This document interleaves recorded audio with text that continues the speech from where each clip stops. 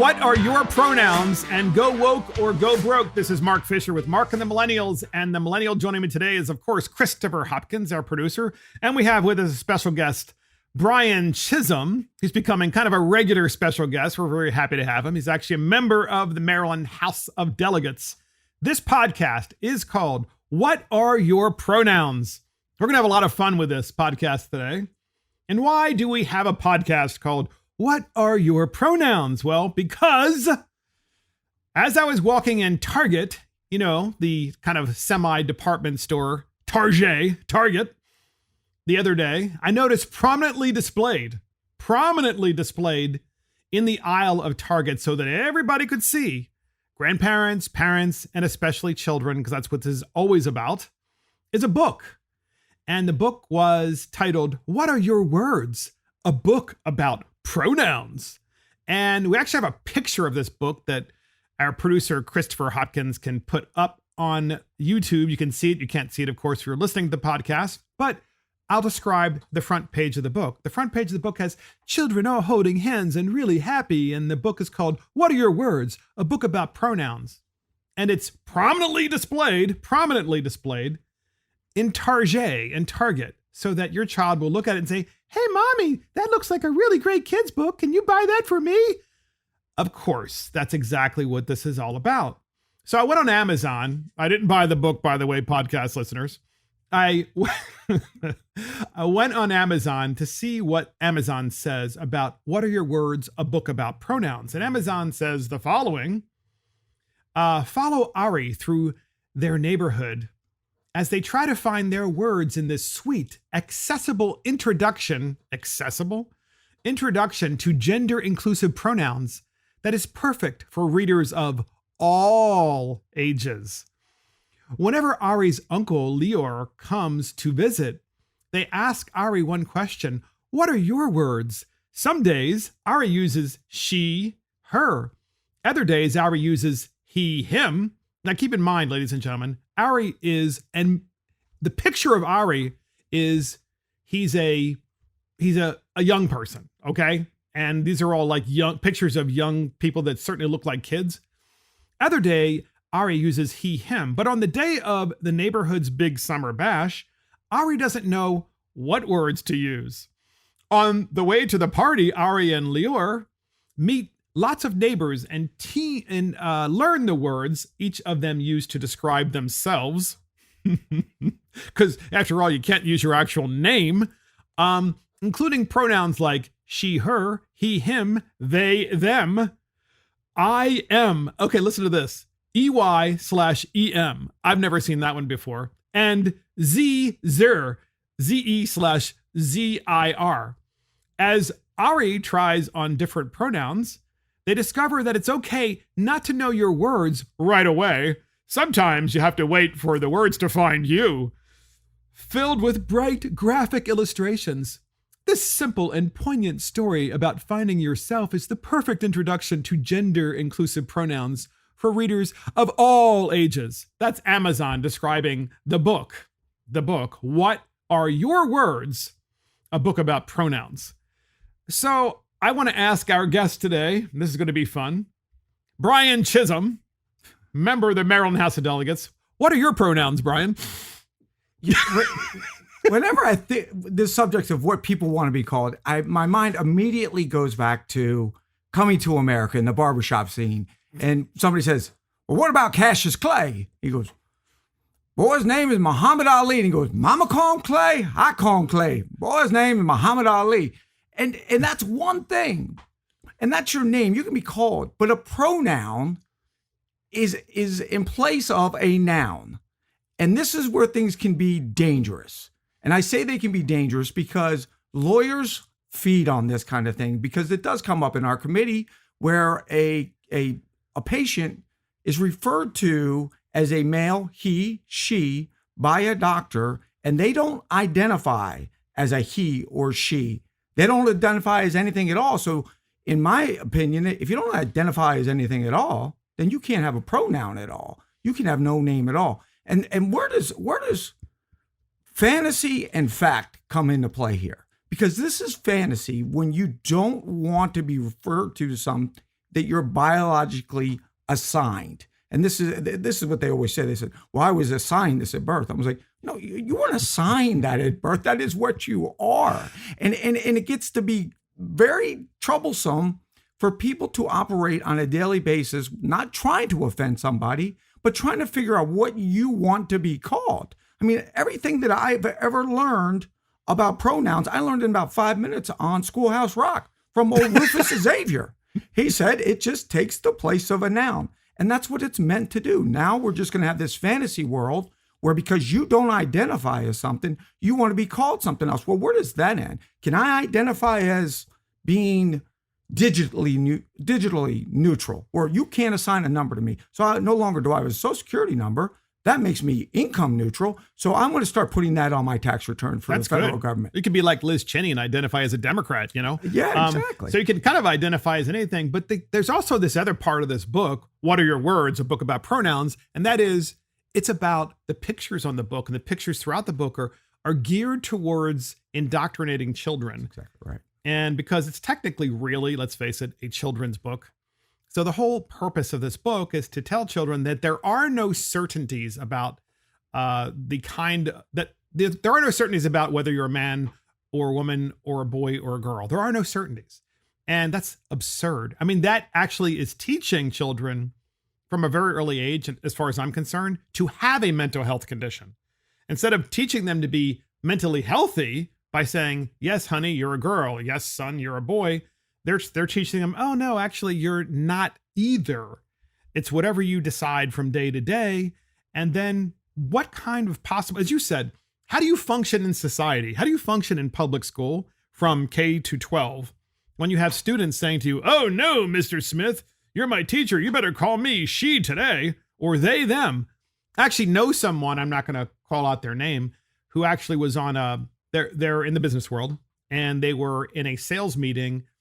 And the person said to them, and they were offended. They said, you must refer to me as they, them. It's like, well, wait a minute. It's just you. Why are you a they and a them? You're plural. I mean, you're wanting to be referred to in the multiple sense that they're they or them. I'm sorry, that's a mental health problem. You're not they, them. You're a single person. It's just one person. And you are either a man or a woman. And by the way, I just want to make this clear to the podcast listeners. If you choose to change the way you identify, that's fine. That's fine. But it's up to you, right? It's your life. You get to do that. But stop trying to indoctrinate all of us that somehow we don't see that you really are a man or really are a woman. We know what you are. And are we obligated, Brian, to play into all of this and say to someone today they're he, she, tomorrow they're they, them? Are we obligated? Therein lies the problem, because they want to mandate this. They want to mandate that you call me a certain thing.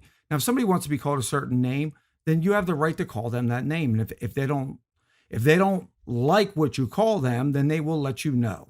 But to mandate society to do this is all about instilling mass chaos into the minds of so many. And like you said, it has a dramatic effect on our youth, our children. And you wonder why they're confused. And we wonder why mental health is going through the roof. Life has never been easier in the world or in the United States. But we have kids that are in situations where they can't think reality from fiction. Exactly. And it confuses them because they know reality is instilled in us and we understand what reality is. But when we start forcing this fiction upon kids, and then their minds become all distorted and confused, and we wonder, why do we have a mental health problem?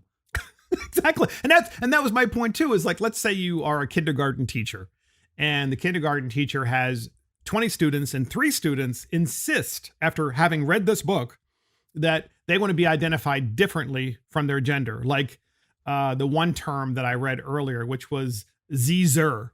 You know, I want you to call me Zer. You're like, your name is, Graham. Why am I going to call you Zer? Well, because that's what I want to be called today. And tomorrow I want to be called, they, them. And then some of the other names. And then how does a teacher actually create some sort of cohesion in the classroom. You said chaos. I agree with you. This is all about chaos. In a country where, we're in this major pandemic and we're trying to get people back to work. We're trying to convince people to get back. We have so many issues in this country, and they're creating more problems, and they're instituting or inculcating, I should say, mental health issues from a very, very early age. And God forbid when they get into Spanish class, because Spanish is obviously gender specific. That's so you a got great masculine point. and feminine. Now French too. That's right. So are we just going to eliminate these languages altogether because they're masculine, or are we just maybe we should just get rid of the masculine part of? Well, Macron, President of France, Macron, he said the same thing. Is like, well, in Romance languages you have gender for words, mostly for nouns, of course, and of course when you have a gender and you assign one in French, it's le or la. La is feminine. And after that is whatever the noun may be, and le is masculine. And you naturally, that's part of the language. So what are you supposed to do when you're upending the language? You're destroying the language. Well, why is that any different with what these people are doing in English? Granted, we don't have the same obviously Romance language rules in our language in English as France, of course, and as the French language and as you have in Spanish as well. But nonetheless, they're still trying to blow up the language. And if you blow up the language, how do we communicate? Right? That's exactly right. And then there's no reality anymore. And where does it end? Does it? And if it's people's names and people's pronouns, are we now going to get into states? California is now California X. Yes. Right, California. Well, so it's a great transition there. So get this, podcast listeners. In the Washington Times, speaking of pronouns, a California court strikes down the transgender pronoun law as a First Amendment violation. So a California appeals court has ruled that a state law in California requiring nursing home staff to refer to transgender residents by their preferred pronouns violates the First Amendment. In other words, a law in California was requiring the employees at nursing homes, who would make such a law? But there was a law passed that if you were a staffer at a nursing home, you had to refer to the preferred pronouns of the patients in that nursing home. And if you didn't, it would be, of course, they would, potentially get fired or other kinds of penalties. The court said pronoun provision was a content-based restriction on speech that runs afoul of the Constitution because it compels nursing home staff to communicate a message they may not wish to convey. The pronoun provision at issue here tests the limits of the government's authority to restrict pure speech that, while potentially offensive or harassing to the listener, does not necessarily create a hostile environment, the court ruled this month. Well, that makes sense, right? Because you're not trying to create a hostile environment by calling them their actual name, the name that they were given at birth by their parents, or, the sex, like he or she. Judge Duarte wrote the opinion. The court upheld the part of the law that allows transgender residents to have room assignments based on their preferred gender identity. The court upheld the part of the California law that allows transgender residents to have room assignments based on their preferred gender identity. So if you are, a poor person, for example, if you're poor and you're in a nursing home that is, let's say, state-run nursing home, not a private nursing home, you're going to be in a room with someone naturally, because it's not one of these Gucci type nursing homes. In California, you can be stuck in a room with someone from the opposite sex, even though that's not something that makes you comfortable. And that's the part of the law they did uphold. An unincorporated group, Taking Offense, is the name of the group, had challenged part of California's health and safety code pertaining to LBGTQ MOUSC, I'm not really sure, residents at a long-term care facility. The legislation at issue was passed in 2017, according to court papers. So anyway, good for you, California, for kind of doing something that makes sense with respect to overturning the part of the law that says you have to use this preferred pronoun when referring to these people, or else. It's like, well, what about free speech? You're telling me I have to do something that doesn't make any sense? Thoughts? God bless this appellate court. I don't know where they live in California, but I'm sure they're probably going to be targeted eventually, because it is good to see this. It's refreshing that people still recognize what our First Amendment is. It's a freedom of speech. The government can't mandate you call somebody a certain thing or a certain pronoun, and that's where they want. So this is where we are in American society, right? We are in a position now where if people don't get their way, what they want to do is they want to go lean on the government to lean on you to restrict your own free speech. And once again, this appellate court recognized this is what the Constitution says. This is what the First Amendment means, and you cannot pass this law.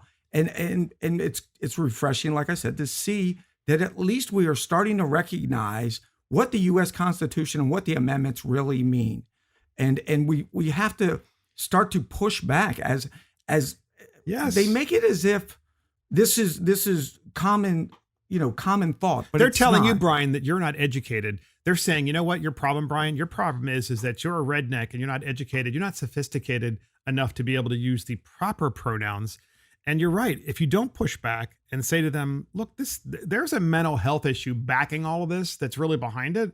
And it's not looking good for you guys on the other side, because while individuals have the right to make the request to, I don't know, change their name and potentially change how they identify from day to day, that doesn't make us, at least with the California decision, be required to use those names. This is really not about straight or gay. And it's funny because I was at a family, my wife's family party over the weekend, and she has a family member, gay marriage, both of them there, great guys, smart business guy.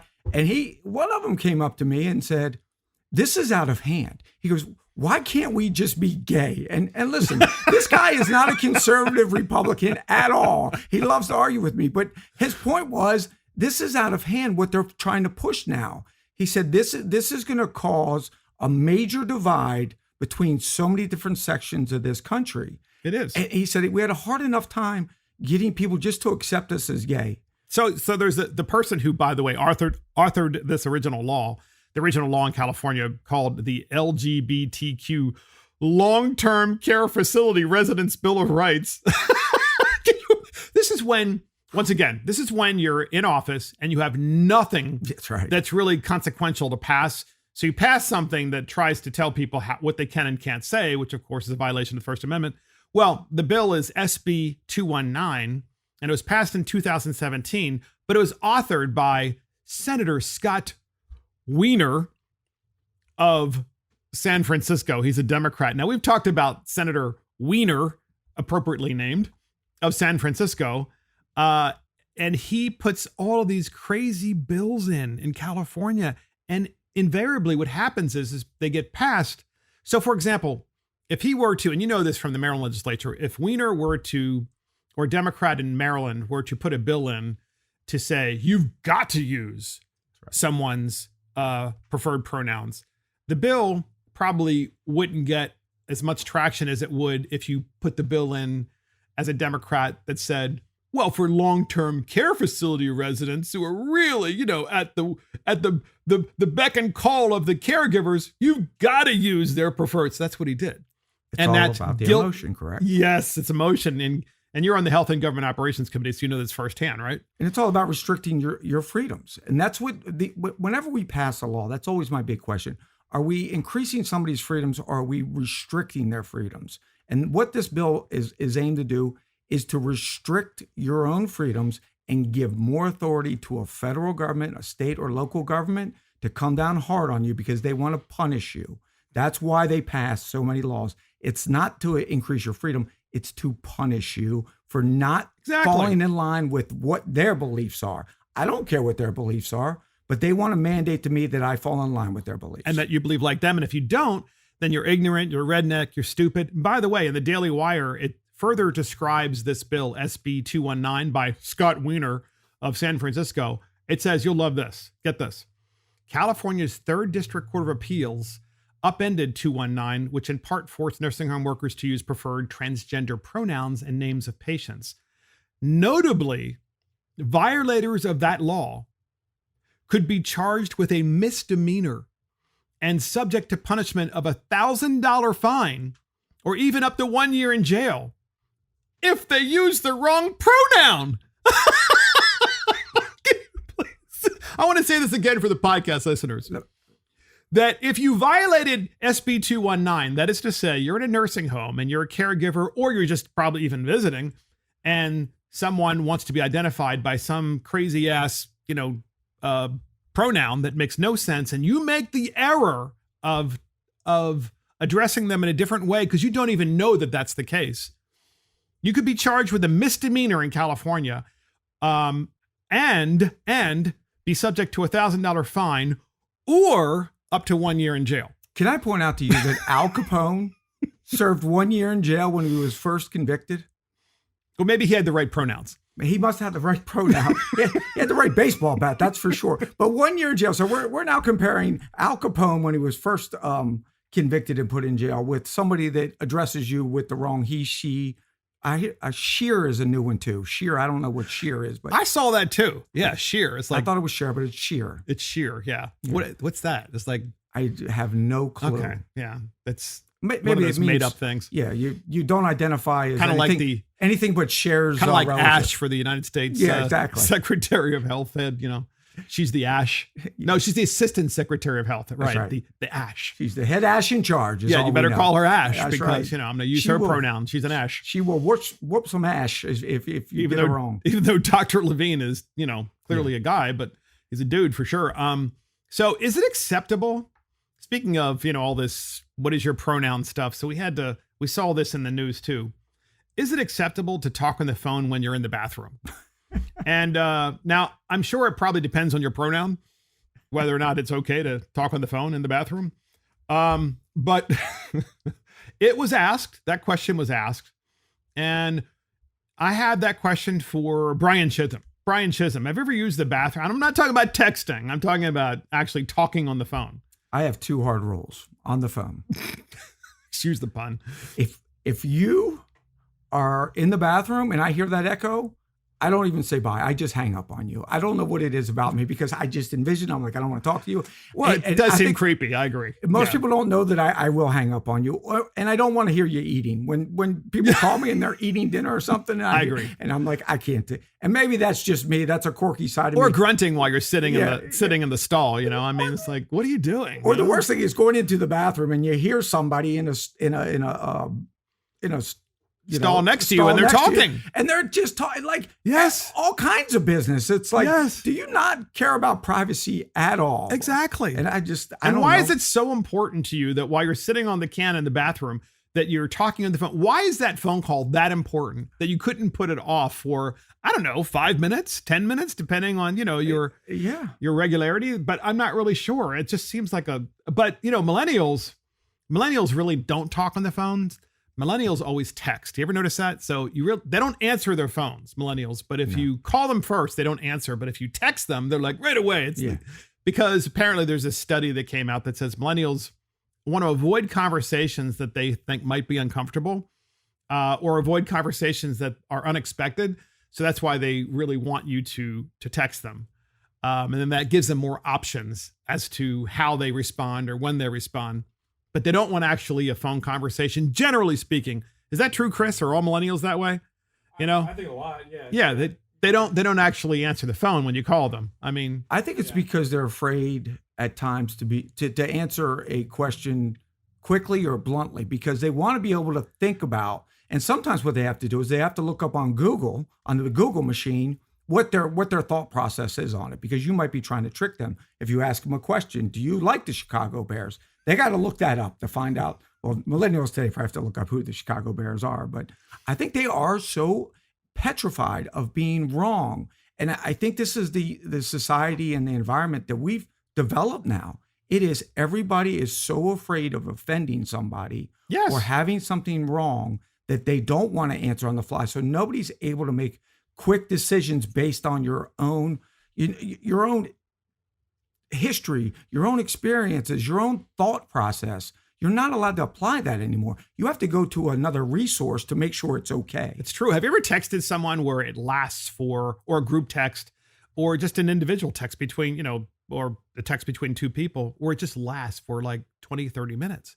And you think to yourself, and this is a boomer thing, where we're like, why don't we just have a conversation? Because it would probably be 3 minutes, but we just spent 25 minutes. How is that better, millennials, to have that 25-minute conversation via text and it's just picking up the daggone phone and having a verbal conversation? And amen. Amen to that. I agree with that 100% because there's certain stresses you put on words that you can't pick up on a text message. There's more miscommunication in text messages than you would ever imagine. That's so true. It's just like social media. It's like identical to social media, right? It's like, what did you mean by that? Yeah.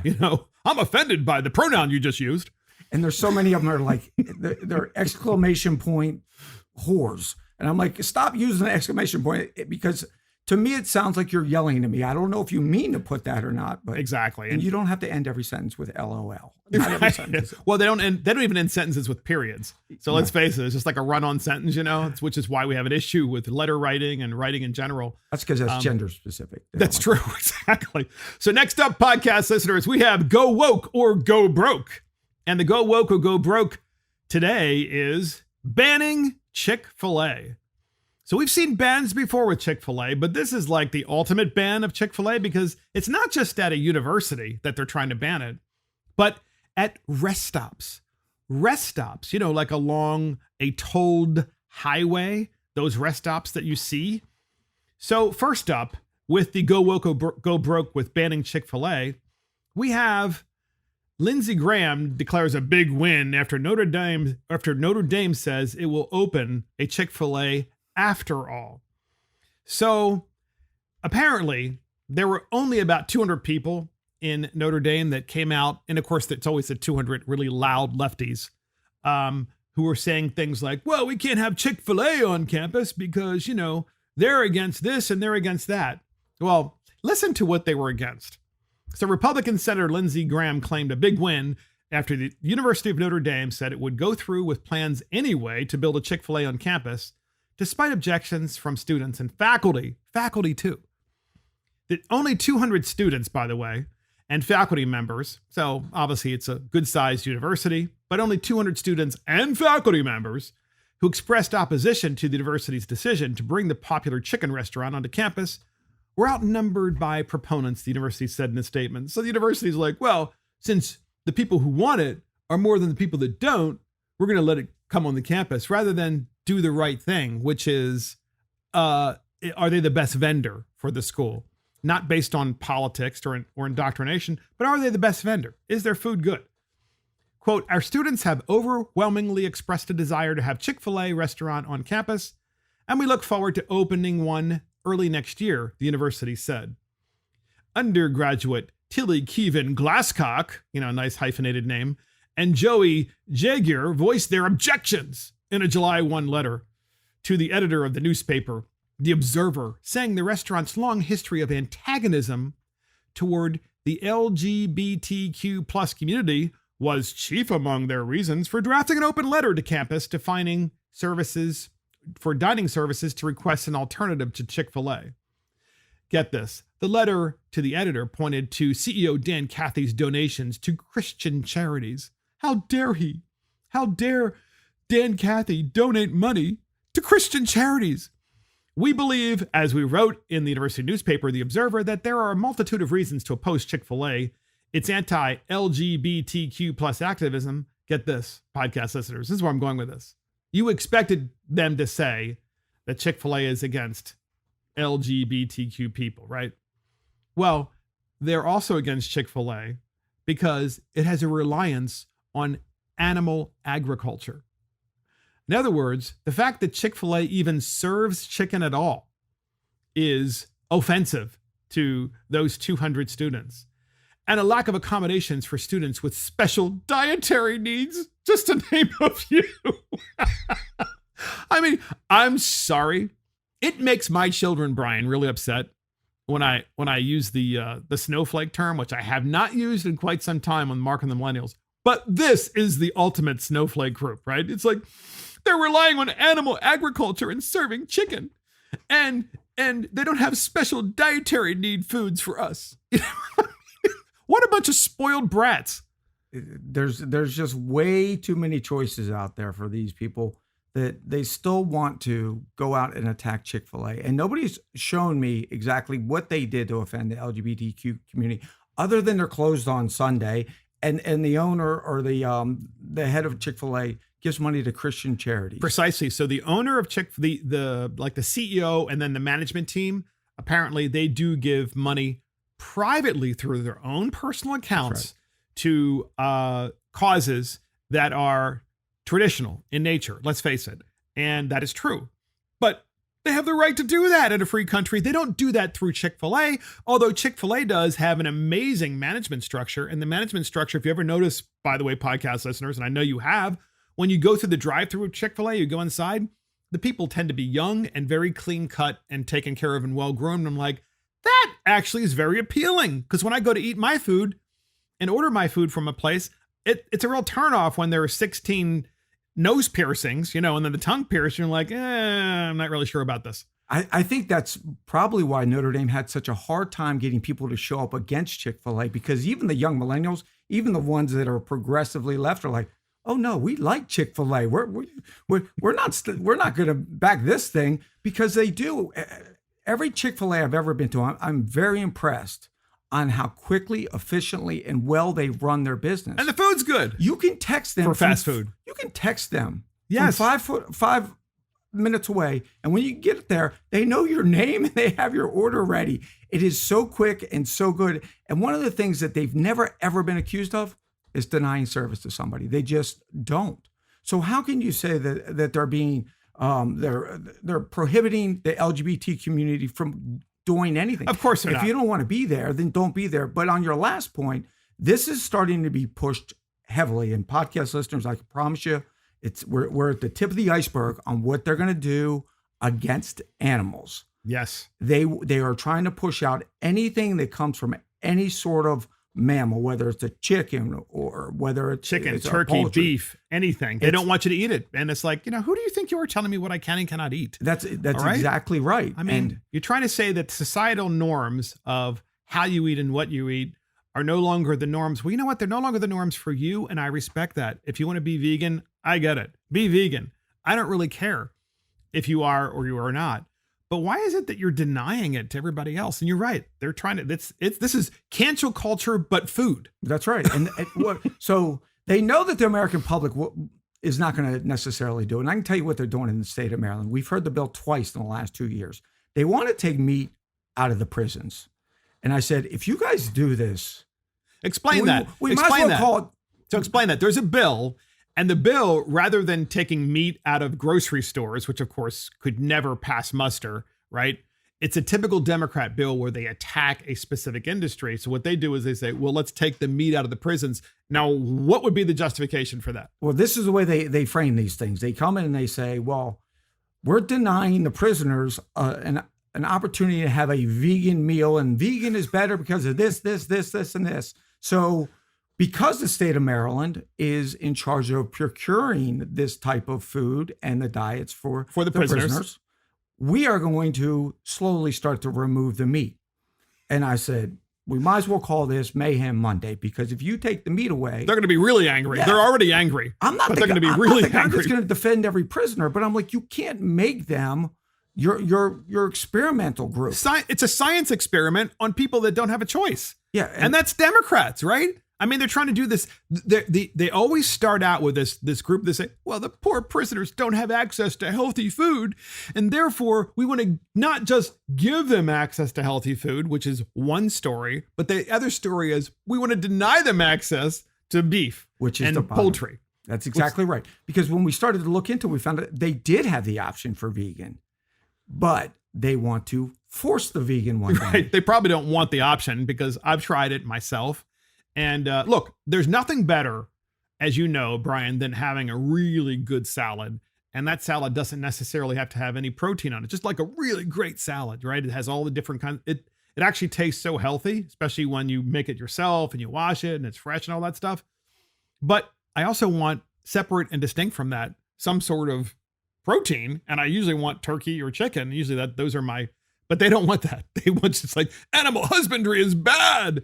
So it's not just Chick-fil-A through Notre Dame. It's also the I-90 rest stops are trying to, Chick-fil-A is negotiating a contract in New York State for the I-90 rest stops, I-90 being a highway. And Senator Bronson of the state of New York, he's a state senator, is critical of this plan because he said the same thing as Notre Dame. Putting Chick-fil-A along the I-90 rest stops, he said, is wrong because of Chick-fil-A's anti-LGBTQ plus donations. And it's not their donations. It's the people that run the place's donations. It's their private donations. So this is in RochesterFirst.com. It says, New York State Assembly member Harry Bronson. So before I said he was a state senator, he is a state assembly member. Harry Bronson requested the New York State Thruway Authority to reconsider Chick-fil-A in its $450 million service station modernization project via a letter Friday. Construction of the redevelopment project to renovate all 27 service stations along that highway will begin this month in July. The project's focus is a new food concept, offering customers products, meals from nationally recognized restaurants such as Popeyes, Panera, and Chick-fil-A. And so, it seems pretty reasonable to me, but this particular gentleman, this assembly member from the state of New York, doesn't want to allow that to happen, just like the snowflakes on the campus of Notre Dame. So here's WROC Rochester Channel 8 reporting on the subject. Here it is. Member Harry Bronson is requesting the Thruway Authority to reconsider including Chick-fil-A in a new revitalization project. Officials announced a $450 million service station modernization project last week, which would include adding restaurants like Popeyes, Panera, and Chick-fil-A.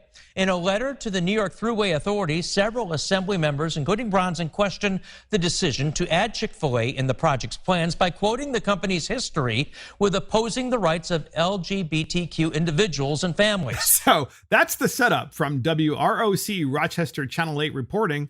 So just like Notre Dame, the university that's trying to stop Chick-fil-A, but that ultimately allowed them in, here you have a state assembly member in New York State saying, oh, no, we don't want them because, their donations aren't politically correct. Their donations aren't the way they should be. So therefore, we're not going to allow them. So here is that state assembly member, Bronson, in his own words, talking about this issue. Here it is.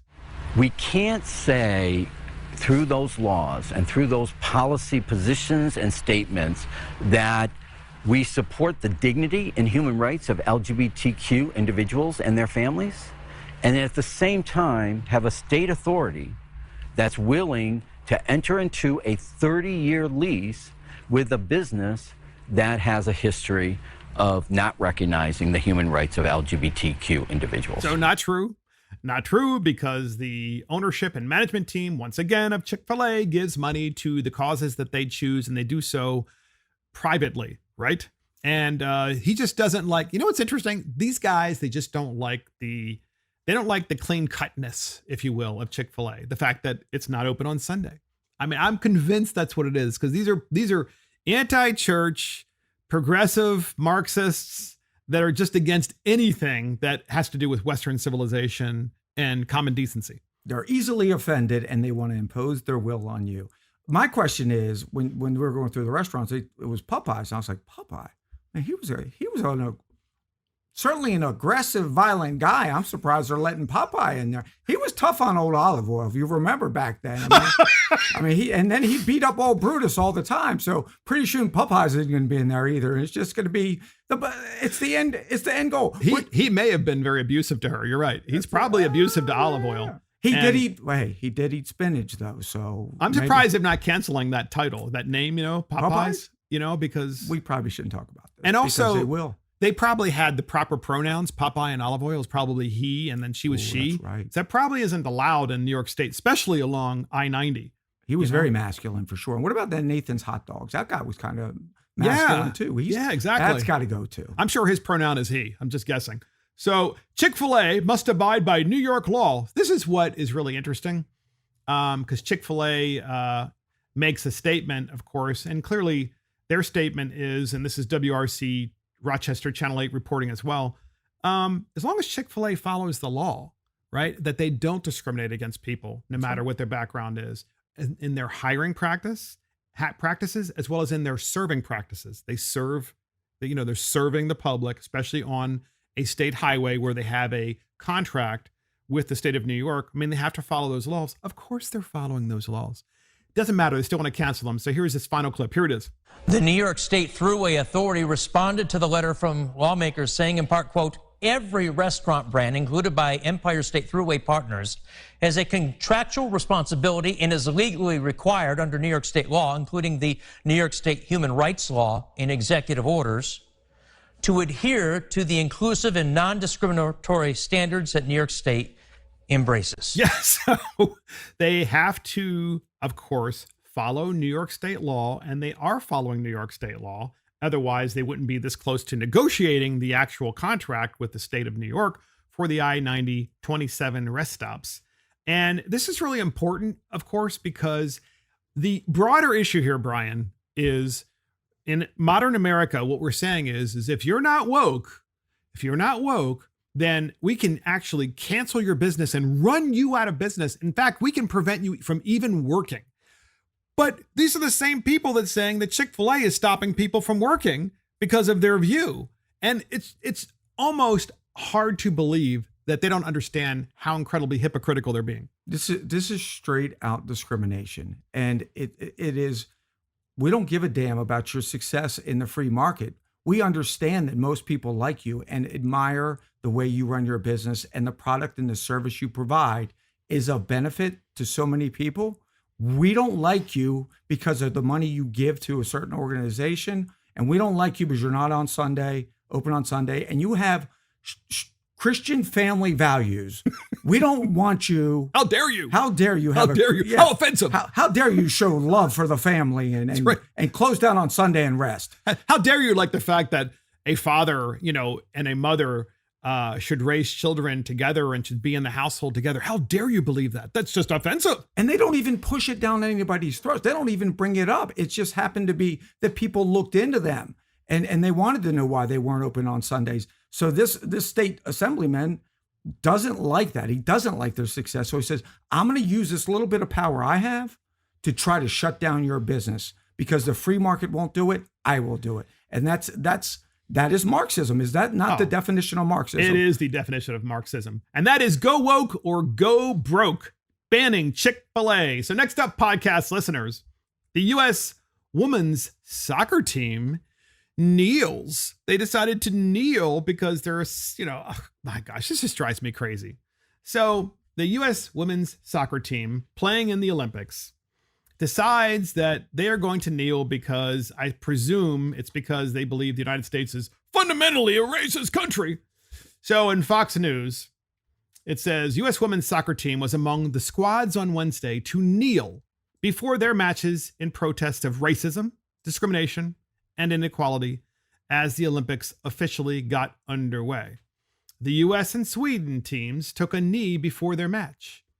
An official blew a whistle and all the players dropped to one knee. According to Yahoo Sports, at least one referee on the field also took a knee. Of course, you got to take a knee.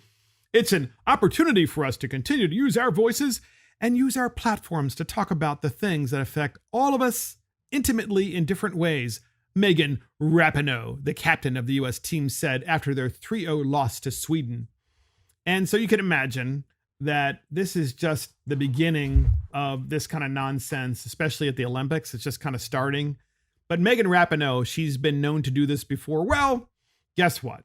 After that kneeing that they did at the Olympics, the women's national soccer team, they got crushed by Denmark.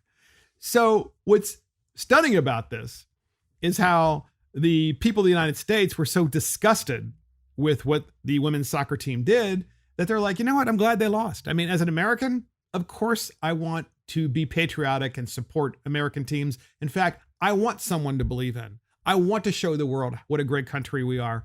But that's not who we are. I'm glad they lost. So on the Daily Wire, on the heels of stunning loss, U.S. women's soccer gets brutalized online for woke protesting, excuse me. And so, as you can imagine, there are all kinds of different tweets. Matt Walsh said, "I'm so happy they lost. I was actively rooting against the U.S. women's soccer. I want them to be humiliated and embarrassed, just as they humiliate and embarrass our country." And then, this is really funny, podcast listeners. So then we have the Babylon Bee, of course, which is the satire site that you can subscribe to, the Babylon Bee.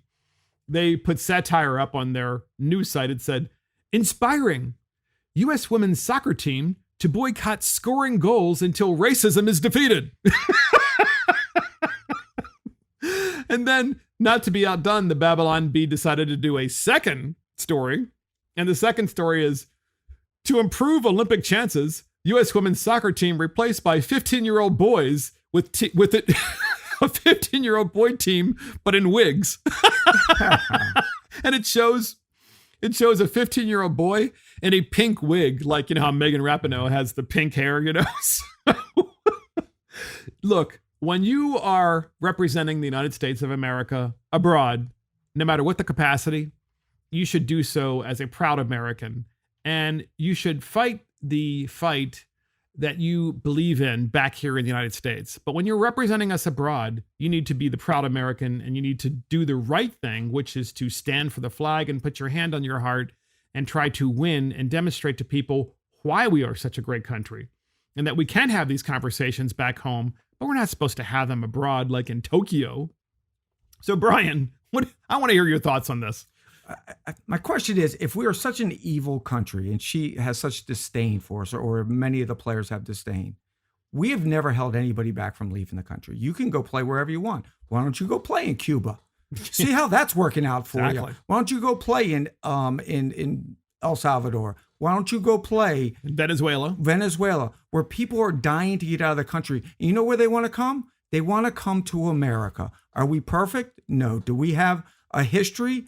No, but have we learned? Are we always trying to make our country better? Of course we are. If you want to take a knee on the country that's giving you everything, then I suggest you do it in another country. Absolutely. And I think that most Americans are upset about this, but I'm glad that the Babylon Bee picked up on it, because it is perfect satire. So funny. We're not scoring any goals until racism is defeated.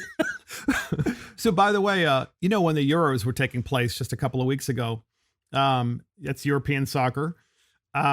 Did you notice when they played their national anthem, they were singing with great pride, the members of the team? I mean, just belting out their song, their national anthem. And then you see this team, these incredibly gifted athletes who happen to be women for the women's soccer team, who just are they don't care. And all they do is all they have are complaints about how bad their life is and how bad they're treated and how awful it is. And because, of course, we've had the other stories in the past about them where they say, we're not being paid enough. The men are being paid more than us. And yeah, well, that's because more people watch the men's team. So here's my suggestion, Matt. Here's my suggestion. Brian, I called him Matt. My suggestion for the women's soccer team is, let's fight like they do. Okay. Let's fight back as conservatives. And how about if we field an all-male team? But the male team identifies as female, and they play in lieu of the national women's soccer team. And why don't we do that? Why don't we just fight back with their own strategy? And so what we decided to do at Mark and the Millennials is we put up, as an example, a U.S. women's weightlifting team for the Tokyo Olympics. We spelled Tokyo wrong intentionally because we thought it was probably a trademark and thought they might try to take that down. But it's a bunch of men dressed up in Wonder Woman outfits. And it's the U.S. women's weightlifting team. And we can do the same thing for the soccer team. And we can play the same game that they're playing, which is, you're just not woke enough. You're just not LGBTQ plus enough. So fine. Okay. So we're going to put these teams in and replace your team with men, and problem solved, right? How long do you think that'll last? I would like to see now that I'm looking at this picture, I'd like to see these guys play soccer in those uniforms that they're wearing there. That would draw my attention, because so far I haven't really wanted to watch too much of the Olympics. But if we can get these big meat. They look like a biker gang. If we could get them out there in their Wonder Woman outfit playing soccer, that would be outstanding. I mean, that's going to bring more eyes back to the TV. I'm sure of it. And it reminds me of Mel Brooks, Men in Tights, Yeah, right? that's right. We're men in tights. That would be great. And it would also be a great way to bring our country back to kind of a more common sense place, which is, look, you're advocating these crazy things. So now we're going to take your advice and replace the women's team with a bunch of men, and they can put wigs on, and they can all have pink wigs on, matching Megan Rapinoe. To me, it is such a cry of selfishness. That's all this is. This is selfish. This is, I am not getting attention. I don't like it. I want you to look at me, look at me, look at me. The hell with the rest of the people in the country. The hell with the pride that we should have as Americans for being the beacon of freedom and light. And the reason why people will die trying to get here, hell with them. Absolutely. I don't like it. I So agree. I'm going to be selfish and I'm going to cry about it and I'm going to take a knee and I'm not going to try to score a goal. Then fine. I'm sure there's plenty of people that will take your place. Even these pretty Of course, guys that are from the weightlifting team. In their cases, they actually wanted to win, the women's soccer team, but they lost. It was just great karma, absolute karma. So we have a new segment in our podcast. It's called the Daily Biden Dumpster Fire. So podcast listeners, I know on a daily basis, you are probably seeing Joe Biden and you're wondering, is he all there? Should he be in an Alzheimer's unit? Is he on medication that helps his cognitive ability? I mean, these are all things we probably should know. But one thing's for sure, every single day, or at least every single week, there's a daily Biden dumpster fire where he just says things that don't make sense. So Biden, there's a clip that we're going to play shortly of Biden that has gone viral. And it was from his CNN town hall event that just took place. And the clip of Joe Biden went viral on Wednesday of this week. And it focused on how Biden responded to a question during a CNN town hall event. Quote, let me follow up on her question and ask you, when will children under 12 be able to get vaccinated? The host of this town hall, Don Lemon, asked. So again, Don Lemon asked the question, let me follow up on this other CNN host question and ask you, when will children under 12 have to get vaccinated? Which is a whole nother subject of why children under 12 should be get vaccinated. We have the Daily Biden dumpster fire, the Daily Biden dumpster fire response. We have that clip. You won't believe it. It makes no sense. Here it is. That's underway, just like the other question is illogical. And I've heard you speak about it because I'm not being solicitous, but you're always straight up about what you're doing. And the question is whether or not we should be in a position where you why can't the experts say we know that this virus is in fact it's going to be, or excuse me, we know why all the drugs approved are not temporarily approved but permanently approved. Yeah. That's underway too. I expect that to occur quickly. Well, that means you mean for the FDA? For the FDA. Yeah. So Brian, the question from Don Lemon was, when will children under 12 be able to get vaccinated? That was the question. And that was his response. I mean, it made no sense. It's a dumpster fire for sure. And it's a dangerous dumpster fire because the rest of the world watches us and they watch the way this man speaks and he can't put a sentence together. He has that part of him too, where, he's been in office for so long. He's got that thug mentality at times. He does. And I do know that some people say, well, he's a nice guy, but he's got a quick temper. He's got that thug mentality that comes out like, come on, man, come on up here and I'll challenge you to push-ups or whatever. But you can tell part of it's humorous and it's gotta be, but it's sad. It's sad to watch this man deteriorate in front of our eyes. And once again, the dangerous part is the rest of the world is watching and it's getting worse every day. It really is. And podcast listeners, I know Brian can relate to this too. And so can Chris. Have you ever been in a situation where, and it could be just studying in college, or it could be a job where you were working like 12 hours straight, 13 hours straight, because you were up against a deadline. And so you're 12 hours into this and let's say you have another hour and you realize in that 12 or 13th hour, you know what? I don't know where I am. I need to like take a break because I'm just exhausted. My mind isn't functioning at all. Now, when you're president of the United States, every day is like that because you have so much responsibility. This man is pushing 80. And he already, prior to running, was having issues with his cognitive ability. And so we're doing this daily Biden dumpster fire segment now because it just like it keeps coming back. And the people of the United States, just as Brian Chisholm said, need to know that the free world and the people that are our enemies, like China and North Korea and Russia and others, they see this. All they see is opportunity. Because it's like, how can this guy be running the country? Which raises the question, Brian, who's running our country? That's a great question. Who's the commander in chief of our military? This guy clearly would not be making the decision in a moment's notice if China decided tomorrow to invade Taiwan. Who's making the decision? And that's always been the overarching question is, do we have a shadow government? Do we have people behind the scenes? Because look, I'm a big fan of law enforcement, but now I'm asking questions about the FBI. And yes. Who's running them? Who's running them? Who's running all of our who's running the NSA and the FBI and the CIA? Who's really in charge? And who do they take their orders from? If from anyone, is it from a foreign government? Are they compromised? Are they compromised because of money, because they're being paid off? I'm talking about the upper echelon of these places. Couldn't agree more. To your point, because if you look at President Biden today, he's obviously just a face that they're throwing out. He's a puppet at this point. He's not formulating his own thoughts. There's no way he's formulating. He can't get through a sentence. There's no way that he can formulate a thought on something very complex as world affairs or how a macroeconomic market works or functions. He has no clue. So who is behind him? Is it the same shadow government that's always been there kind of pulling strings? Yeah, the Obama shadow government probably. And again, get this, podcast listeners, we have to play this clip again for you. So the question was asked Joe Biden on a CNN town hall by Don Lemon.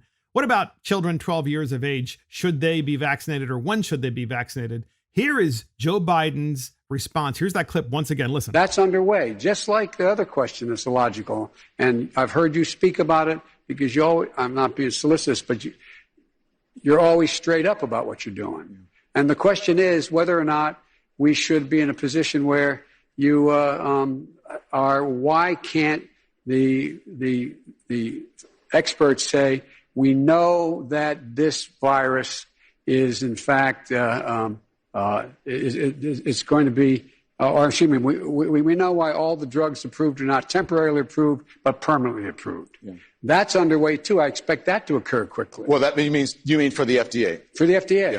So here's the thing. Don Lemon, an alleged reporter at CNN, and he's not, of course, a reporter. He is a party activist, 100%. Such a person at a town hall like that would naturally, after that response from Joe Biden, ask an obvious question, which is, Mr. President, the question that I actually asked you was about, 12-year-olds and the availability of vaccines for them and when they should get vaccinated and if they should get vaccinated. Are you okay? Because your answer is not understandable. A good reporter would start to really question his cognitive ability, the cognitive ability of the President of the United States for the benefit of the people of the United States. And CNN could care less. They could care less. It's just like, oh, I'm not going to pay attention to the fact that the man is losing his mind. I'm just going to, play along and try to protect him from what he just said, which was nothing. Because CNN is just like the women's U.S. soccer team. They do not like our country, and they have lined up with the progressive Democrats for the last 2 decades, and they're going to do anything they can to prop him up. When he was speaking, though, I was thinking about, I don't know why, Billy Madison. Do you remember Billy Madison? Oh, yes. He gets Adam tested, Sandler. and he says, he answers this long essay question, and the guy looks and goes, Mr. Madison, after that answer, everybody in this audience is now dumber, because that's how I feel about this. I'm like, I thought maybe you picked up. I was like, maybe Mark understands what he's saying. I don't know what he's saying. I'm going to look for words or terms. It had nothing to do with the question whatsoever.